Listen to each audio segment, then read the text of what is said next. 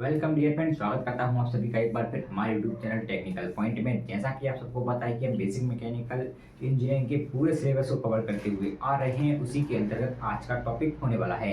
तो आज अपन पढ़ेंगे हीट ट्रांसफर क्या होता है, कितने टाइप्स होते हैं, कितने मोड्स होते हैं हीट ट्रांसफर के। तो आज की वीडियो में उन सब का निपटारण कर देंगे।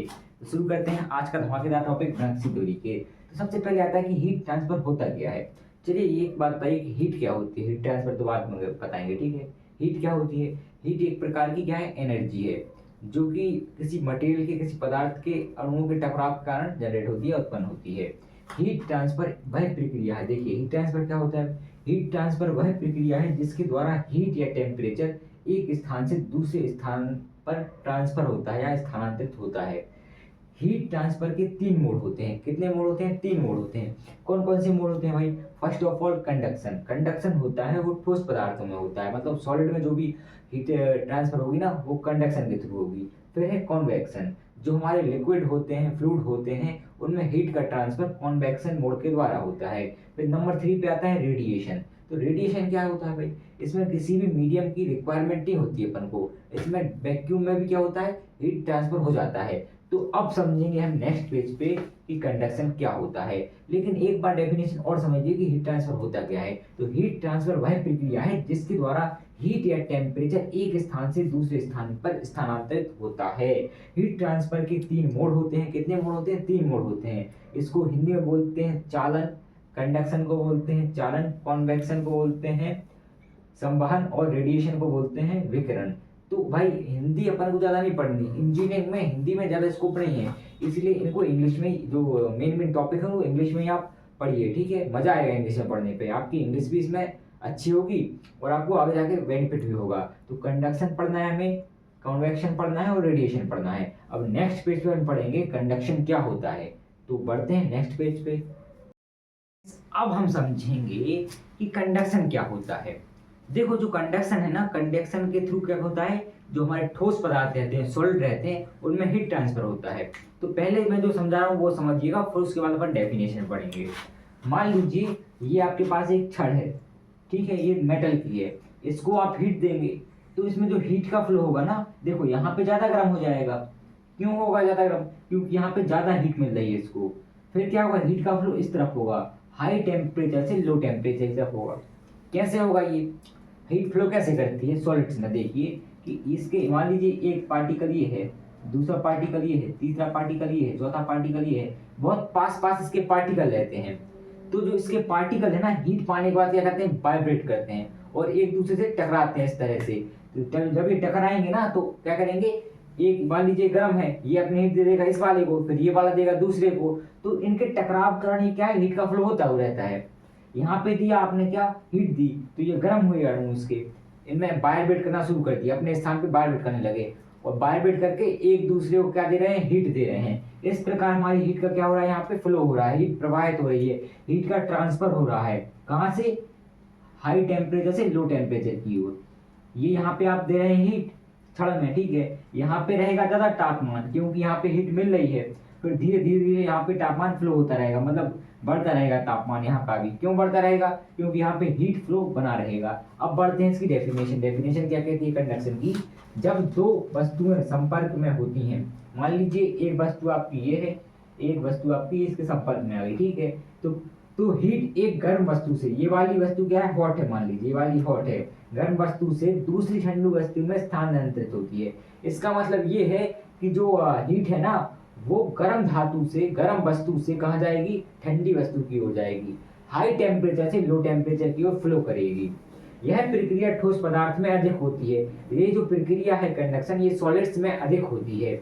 उदाहरण के रूप में हम क्या ले लें, एक धातु की छड़ के एक सिरे को गर्म करने पर उसका दूसरा सिरा भी गर्म हो जाता है। अब इसका आप प्रैक्टिकल करके भी देख सकते हैं। एक छड़ ले लीजिए और इसको यहाँ पे माचिस की तीली या लाइटर जलाइए, तो आपको देखो ये तो गर्म होगा ही होगा, आप गर्म यहाँ पे कर रहे हैं इसको, यहाँ पे भी गर्म हो जाएगा। किस कारण से होगा ये होगा कंडक्शन के कारण से, क्योंकि कंडक्शन के कारण यहाँ पे क्या हो रहा है, हीट फ्लो हो रहा है।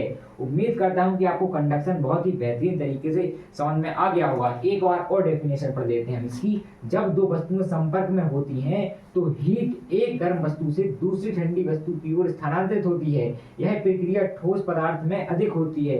ये जो प्रक्रिया है कंडक्शन, ये किसमें होती है? सॉलिड्स में होती है। उदाहरण के रूप में एक धातु की छड़ के सिरे को गर्म करने पर उसका दूसरा सिरा भी गर्म हो जाता है। डायग्राम चाहे तो आप ये बना सके, उदाहरण मैंने दे दिया है। सब कुछ कंडक्शन का हो गया है, कंडक्शन हुआ यहाँ पे समाप्त। अब बढ़ेंगे कन्वेक्शन की तरफ। तो नेक्स्ट पेज पे देखते हैं कन्वेक्शन को।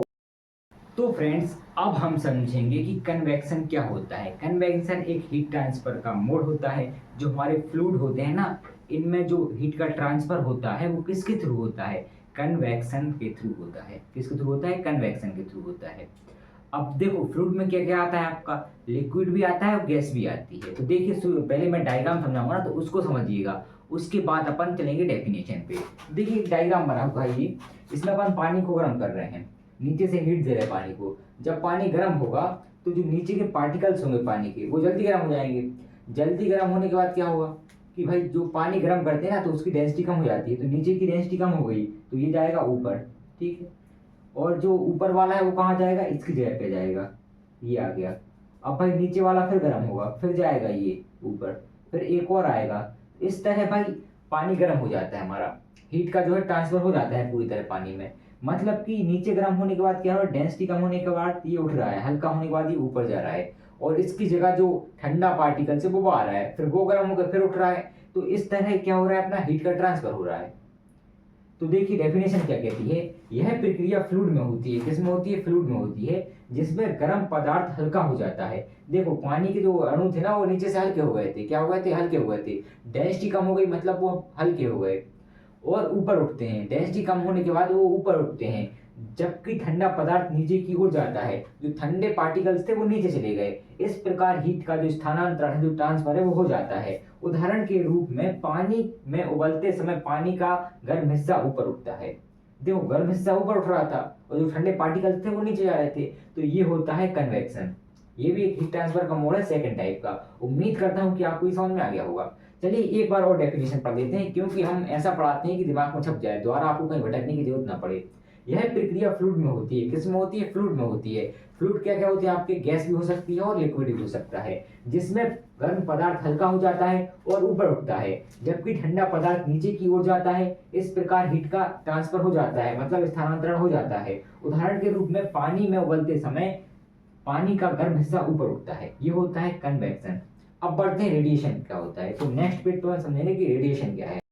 फ्रेंड्स, हीट ट्रांसफर का जो तीसरा मोड होता है उसको जानते हैं हम रेडिएशन के नाम से। आपने देखा होगा कि जब आप ठंडियों के दिन में हाथ सेकते हैं दूर खड़े होकर, तो वहां पे किसी मीडियम की आपको जरूरत पड़ती है क्या? कि आपको हाथ उसी में डालना पड़ता है, उसको टच करना पड़ता है। जब हमने पढ़ा था कंडक्शन, तो उसमें क्या पढ़ा था कि बॉडी संपर्क में हो आपस में। संपर्क में मतलब कुछ ना कुछ बीच में मीडियम होगा उनके, ऐसा तो होगा नहीं। अपन ने कॉन्वेंशन पढ़ा था, उसमें बीच में मीडियम क्या था? कोई बर्तन होगा, तो बर्तन को गर्म कर रहे थे तो पानी हीट ले रहा था। लेकिन जो रेडिएशन है, इसमें मीडियम की आवश्यकता नहीं पड़ती। आपने देखा होगा कि जो सूर्य है, सूर्य से गर्मी यहाँ तक आती है, हीट यहाँ तक आती है, क्या बीच में कुछ लगा रहता है? वहाँ पे कोई मीडियम हमें जरूरत पड़ती है मीडियम की। कैसे आती है वो हीट? वो हीट आती है इलेक्ट्रोमैग्नेटिक वेव के थ्रू। तो देखो डेफिनेशन क्या कहती है रेडिएशन की। यह हीट ट्रांसफर का वह मोड है जिसमें मीडियम की कोई आवश्यकता नहीं होती हमें। इसमें हीट का ट्रांसफर इलेक्ट्रोमैग्नेटिक वेव के द्वारा होता है। उदाहरण, सूर्य से ऊष्मा का धरती पर आना, ये क्या है? रेडिएशन का एक उदाहरण है। क्योंकि देखो हमें रटवाने की आदत नहीं है, इसलिए हम समझाते हैं पहले, फिर उसके बाद आपको डेफिनेशन लिखवाते हैं। तो ये डेफिनेशन होती है रेडिएशन की। तो उम्मीद करता हूँ कि आज की वीडियो आपको बहुत ही बेहतरीन तरीके से समझ में आ गई होगी। अगर आ गई है तो प्लीज़ वीडियो को लाइक कर दीजिए, चैनल को सब्सक्राइब कर दीजिए और बेल आइकन को ऑल पर सेट कर दीजिए, क्योंकि आप अपडेटेड रहें हमारे साथ। तो आज के लिए इतना ही, मिलते हैं अगले वीडियो में नए टॉपिक के साथ। तब तक के लिए थैंक्स फॉर वॉचिंग।